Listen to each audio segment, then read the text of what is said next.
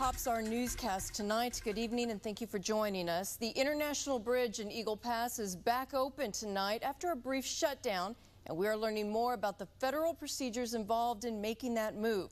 Let's get to Channel 5's Christian von Preissing live tonight in Eagle Pass. Christian.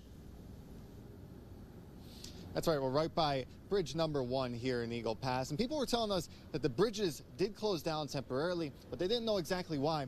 We reached out to CBP, who tells us why it happened. Before the sun rises, the commute begins. The bridge opens at 7 a.m. in Eagle Pass. Just like other cities along the border, people here are on their way from Mexico to the United States for work.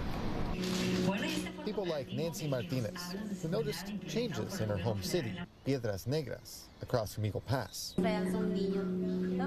She says she's seen new children and families in public areas.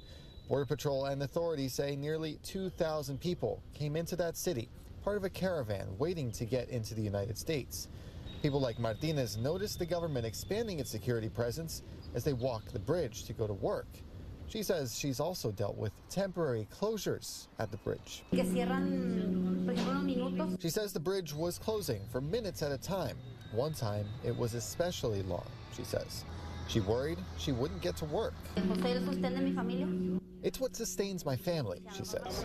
Today, Customs and Border Protection responded to questions about those closures. We're stopping traffic to run our scenarios, our drills. Port Director Paul Del Rincon says they call these, quote, movement drills. They typically march in a manner where they take up maybe a lane of traffic. He says they work to keep these closures within 15 to 20 minutes long. We do have that pressure to keep traffic moving in both directions into the U.S. and to Mexico. That flow of traffic is important to Martinez and to people who work and do business on both sides of the border. And Customs and Border Protection says they are doing their job here as they try to keep those closures short. Live in Eagle Pass, Christian von Preissing, Channel 5 News at 10.